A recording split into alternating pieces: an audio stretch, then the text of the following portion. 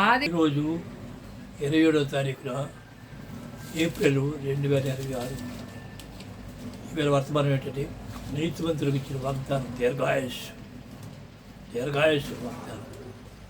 నీతిమంతులు ఎవరు? మనకు తెలిసినట్టుగా అబ్రహాం గురించి, ఇస్సాకు గురించి, యాకోబు గురించి, యోసేపు గురించి, గిద్యోని గురించి, యోసేపు గురించి, ఆఖరికి యోబు గురించి ఏ విధంగా వాగ్దానం యోషే ఇవన్నీ చూడండి. నేను ఎప్పుడైనా చెప్తున్నా అంతవరకు నేను బాధ కాలేదు. ఎప్పుడైనా చదువు ఒకటి చదవమ్మా. అబ్రహాం గురించి ఆది కాండము 15వ అధ్యాయము 15వ వచనం. నీవు క్షేమంగా నీ పితరుల యొద్దకు పోయేదువు, మంచి వృద్ధాప్యమందు పాతి పెట్టబడదువు. అదే ఆది కాండము 25వ అధ్యాయము 8వ వచనం. అబ్రహాము నిండు వృద్ధాప్యమునకు వచ్చినవాడే మంచి ముసలితనమున ప్రాణము విడిచి మృతి పొంది తన పితరుల యొద్దకు చేర్చబడిను. మంచి వృద్ధులైపోయిన తర్వాత అంతవరకు జీవించాడు. ఇస్సాకు చదవమ్మా. ఇస్సాకు 35:28 వచనం. ఇస్సాకు 35వ అధ్యాయము 28వ వచనం. ఇస్సాకు బ్రతికిన దినములు 180 సంవత్సరములు. ఇస్సాకు కాలము నిండిన వృద్ధుడై ప్రాణము విడిచి మృతి పొంది తన పితరుల యొద్దకు చేర్చబడిను. అలాగే యాకోబును గూర్చి యాకోబు ఆది కాండము 49వ అధ్యాయము 33వ వచనం. యాకోబు తన కుమారులకు ఆజ్ఞాపించట చాలించి మంచం మీద తన కాళ్ళు ముడుచుకొని ప్రాణము విడిచి తన స్వజనుల యొద్దకు చేర్చబడిను. అలాంటి మరణం నీతిమంతుడి యొక్క మరణం చూసారు అనుకుందో. అలాగే యోసేపు గురించదమ్మా. యోసేపు 50వ అధ్యాయము 26వ వచనం, 22 నుంచి 26వ వచనం వరకు. యోసేపు అతని తండ్రి కుటుంబపు వారును ఐగుప్తులో నివసించిరి. యోసేపు 110 సంవత్సరములో బ్రతికెను. యోసేపు ఎఫ్రాయిం యొక్క 3వ తరం పిల్లలను చూచెను. మరియు మనిషే కుమారుడైన మాకీరునకు కుమారులు పుట్టి యోసేపు ఒడిలో ఉంచబడిరి. యోసేపు తన సహోదరులను చూచి, నేను చనిపోవచ్చున్నాను, దేవుడు నిశ్చయముగా మిమ్మును చూడవచ్చును. ఈ దేశంలో నుండి తాను అబ్రహాము, ఇస్సాకు, యాకోబులతో ప్రమాణం చేసి ఇచ్చిన దేశమునకు మిమ్మును తీసుకొని పోవునని చెప్పాను. మరియు యోసేపు, దేవుడు నిశ్చయముగా మిమ్మును చూడవచ్చును, అప్పుడు మీరు నా ఎముకలను ఇక్కడి నుండి తీసుకుని పోవాలని చెప్పి ఇశ్రాయేల్ కుమారుల చేత ప్రమాణం చేయించుకొనెను. యోసేపు 110 సంవత్సరముల వాడే మృతి పొందెను. వారు సుగంధ ద్రవ్యములతో అతని శవమును సిద్ధపరిచి ఐగుప్తు దేశమందు ఒక పెట్టిలో ఉంచిరి. మాట చెప్పంటారా? నేను సమాధి గురించి కొన్ని లక్షలు వేలు కాదు లక్షలు ఖర్చు పెట్టి కట్టించుకుంటున్నాను. సత్యం. ఎందుకంటే నేను చనిపోయిన తర్వాత నన్ను చనిపోయిన తర్వాత నేను రాసే గ్రంథాలు, నేను చెప్పిన మెసేజ్ జ్ఞానం గలవాడికి అర్థమవుతుంది. నేను చనిపోయిన తర్వాత సమాధిస్తారని చూసి ఆయనకి మహిమ రావాలా. ఓరే నేను బతుకున్నప్పుడు వెండాపనమే, జీవించినప్పుడు వెండాపనమని పశ్చాత్తాప రావాలా. అందుకని కొన్ని లక్షలు ఖర్చు పెట్టి నా సమాధి స్థలాన్ని కట్టిస్తున్నాను. ఓకే. మోషేను గూర్చి మోషే గురించి చెప్తాను. ద్వితీయోపదేశ కాండము 34వ అధ్యాయము 1వ వచనం 5 నుంచి 7 వచనాలు. 1వ వచనము 5 నుంచి 7 వచనం.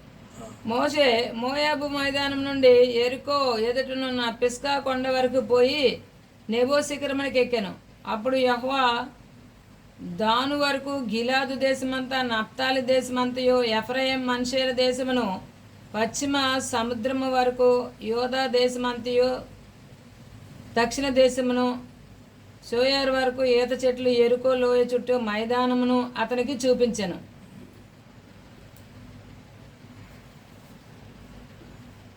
యెహోవా సేవకుడైన మోషే యెహోవా మాట చొప్పున మోయాబు దేశంలో మృతి పొందెను.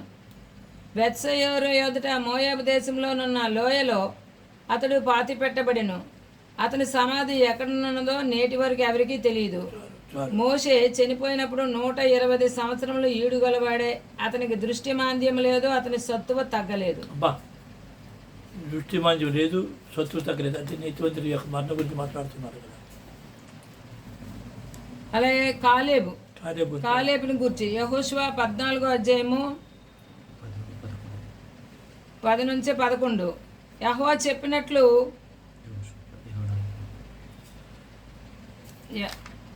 యెహోవా చెప్పినట్లు యెహోవా మోషేకు ఆ మాట సెలవిచ్చినప్పటి నుండి ఇశ్రాయేలీలు అరణ్యంలో నడిచిన ఆ 45 ఏండ్లు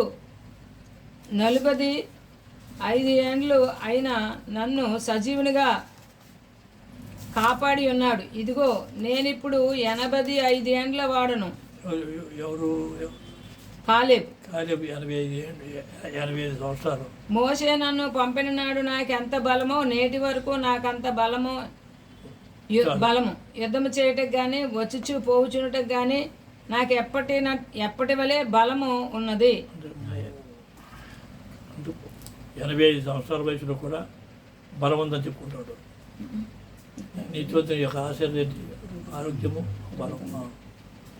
అలాగే యెహోషువని గూర్చి 24వ అధ్యాయం 29వ వచనం. ఈ సంగతులు జరిగిన తర్వాత నూను కుమారుడును యెహోవా దాసుడునైన యెహోషువ 110 సంవత్సరముల వయసు గలవాడై యెహోషువ 110 సంవత్సరాల వయసు గలవాడై మృతి నొందెను.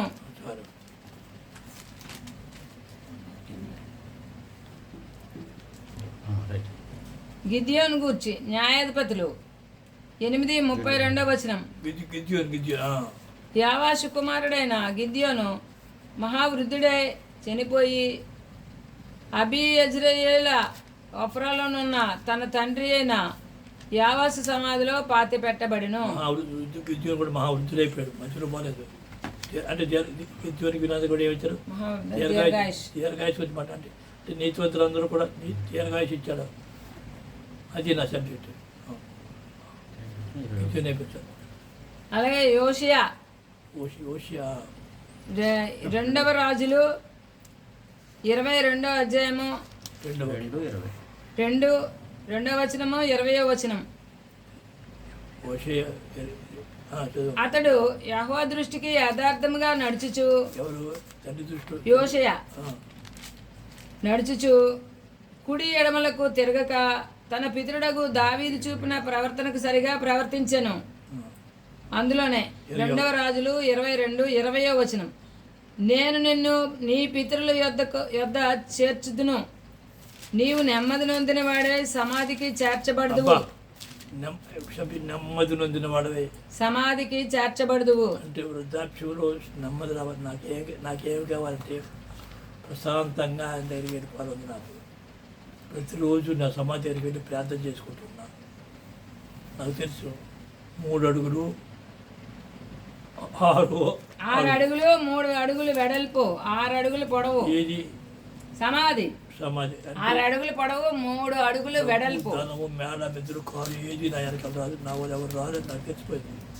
కాబట్టి నా ఆశ సమాధానం దీర్ఘాయుష్ పొంది నీతివంతుడిగా నిద్రించాలి. పరిపూర్ణంగా పరిపెట్టబడి పరిశుద్ధంగా జగాలి. ఇది నా ఆశ. యోబుని గూర్చి యోబు 5వ అధ్యాయము 26వ వచనం.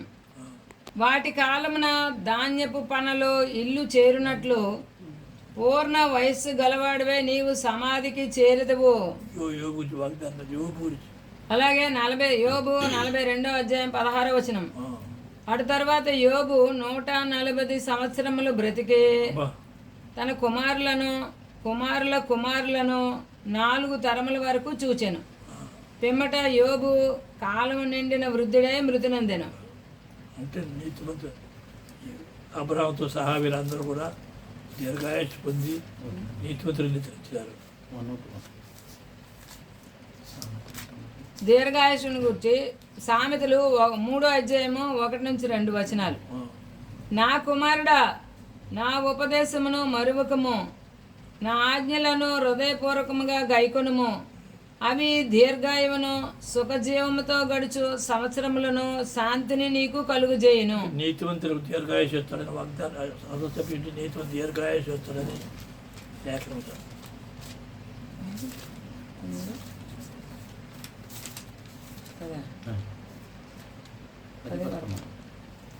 సామెతలు 9వ అధ్యాయము 10-11 వచనాలు. యెహోవాయందు భయభక్తులు కలిగి ఉండుటయే జ్ఞానమునకు మూలము, పరిశుద్ధ దేవుని గూర్చి తెలివియే వివేచనకు ఆధారము. నా వల్ల నీకు దీర్ఘాయువు కలుగును, నీవు జీవించు సంవత్సరములు అధికమగును. దీర్ఘాయుష్ చేసి తొలగొడతారు. బాగా వినండి. యెహోవాయందు భయభక్తులు కలిగి ఉండడం, ఆయన జ్ఞానాన్ని గురించి తెలుసుకోవడం. నీతివంతుల యొక్క వాగ్దానం. కీర్తనలు 92:14-15 వచనాలు. నాకు ఆశ్రయ దుర్గమైన యెహోవా యథార్థవంతుడనియు ఆయన యందు ఏ చెడుతనమును లేదనియో ప్రసిద్ధి చేయుటకే వారు ముసలితనమందు ఇంకా చిగురు పెట్టుచుందురు. ముసలితనమందు ఇంకా చిగురు పెడుతుంటారు. సారము కలిగి పచ్చగా నుందురు. అంటే నేను 85 సంవత్సరాల ముందులోనే చిగిరి పెట్టాడు. దేని గురించి చిగిరి పెట్టడం? ఆయన యథార్థవంతుడని ఒక మాట అండి. నాకు ఆశ్రయ దుర్గమైన యెహోవా యథార్థవంతుడనియు ఆయన యందు ఏ చెడుతనము లేదనియు ప్రసిద్ధి చేయుటకై వారు ముసలితనమందు ఇంకా చిగురు పెట్టుచుందురు, సారము కలిగి పచ్చగా నుందురు. పై వాక్యాలు ఉన్నాయి కదా. నా వాక్యం, నా ఆశ ఏమిటంటే ఇది మెయిన్. 85 సంవత్సరాలు నేను ఇంతకుముందు రాత్రి పడుకుని ఉదయం లెగిస్తాను అలాగే అనుకునేవాడు. అది పోయింది ఇప్పుడు. ఎందుకంటే నేను చేయవలసి చాలా పని ఉంది, చెప్పవలసిన చాలా విషయాలు ఉన్నాయి. కాబట్టి చిగురు పెట్టాలని ఆశ, వాగ్దానం బతుకున్నప్పుడు ఇప్పుడే వాగ్దానం సంపాదించకపోతే రేపు చనిపోతే ఆయన స్వరూపంలో ఆయన పూర్వ చూపడానికి గ్యారంటీ ఏంటి? నిజమదా? అంచేత పూర్తిగా నా సమాధిస్థానంలోకి వెళ్ళి పూర్తి తండ్రి నేను చచ్చిపోవాలని ప్లాన్ చేసుకున్నాను. అంటే అదేంటి? స్వబుద్ధి, స్వజ్ఞానం, స్వచ్ఛత నాది అని చనిపోయి ఎవరు జీవించాలా? ఆయన మీలో జీవించాలి. అది నా పరమ తండ్రి. కదా సాక్షిగా చెప్తున్నాను. దేని మీద లేదు, ఎవరి మీద లేదు. కోపాలు అసలు మానవుడే కాను. మానవ మనసు ఉన్నాను, పాపాలు లేదు, దుర్మార్గుండే. కాబట్టి నేను చచ్చిపోయాను. మీకు చెప్పారు కదా, 25వ తారీఖున, ఏప్రిల్ 25వ తారీఖున 2026లో చనిపోయాను. ఇప్పుడు తిరిగి జన్మించాను. అంటే నేను ఎక్కడ ఉన్నాను? తెల్లి కలుపులో పడకముందు ఆయనలో ఉన్నాను, ఆయనతోనూ ఆయన దగ్గర వచ్చి ఆయన కొరకు వచ్చాను. ఊటుకు నూరిపోదు సత్యం నాకు తెలియజేశాడు. పర్వతానికి స్తోత్రం. హల్లెలూయా. అయితే నీతివంతుడు ఎవరంటే ద్వితీయోపదేశకాండము 6వ అధ్యాయము 25వ వచనం. మన దేవుడైన యెహోవా మనకు ఆజ్ఞాపించినట్లు ఆయన సన్నిధిని ఈ సమస్తమైన ఆజ్ఞలను అనుసరించి సమస్తమైన ఆజ్ఞలకు అని మనము నడుచుకున్నప్పుడు మనకు నీతి కలుగును. అంచేత ఆయన చెప్పింది చేయడమే, ఇంకేం లేదు. అందుకే అబ్రహాం, నోవాహు వీళ్ళందరూ నీతిమంతులుగా ధర్మశాస్త్రం నేనే మార్గము, నేనే సత్యము, నేను జీవించేది. లోతుకి వెళ్తే ధర్మశాస్త్రమే మార్గము, ధర్మశాస్త్రం సత్యము, ధర్మశాస్త్రం జీవనం. ధర్మశాస్త్రం ఎవరు? ఇజ్రాయేల్ ఇవ్వబడింది. ఇజ్రాయేల్ ఎవరు? శాస్త్రము వస్తుంది. కాబట్టి మనం ఒకనాడు ఓ రోజు వస్తుంది ఇజ్రాయేల్ యొక్క చెంగు పట్టుకొని ఇజ్రాయేల్ యొక్క వెలుగులోకి వెళ్ళాలి. ఇంకొకటి బాగా తీసుకుని మరొకసారి చెప్తున్నాం. యెరూషలేము నుంచి అసలైన శుభార్త వస్తుంది. యెరూషలేము ఏర్పాటు చేస్తారు, ప్రపంచానికి యెరూషలేము ఏర్పాటు చేస్తారు. అలాగే ఆయా రాష్ట్రాల్లో ఆయా భాషలు మాట్లాడే ఆయా దేశాలు ఏర్పాటు చేసే స్థలాలు అన్నిలో కూడా ఉంటాయి. ఈ స్థలానికి ఎవరు శిరస్సు? ఎవరు? యెరూషలేము. కాబట్టి స్థలాన్ని మరి వందన తండ్రి మీ యొక్క మా యొక్క మనవడం తెరిచి ఇచ్చే రాజ్యంలో చేర్చుకున్నాక.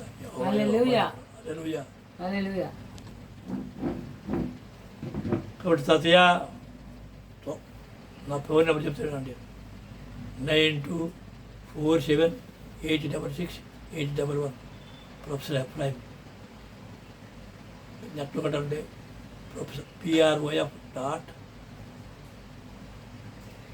ఎఫ్రైమ్ EPHRAYIM మెసేజెస్ MESSAGES అది గురించి వస్తుంది. పరలోకం తండ్రి నిత్యము ఆ రాజ్యంలో ఆ సన్నిధిలో మనం కలుసుకుందాం. హల్లెలూయా.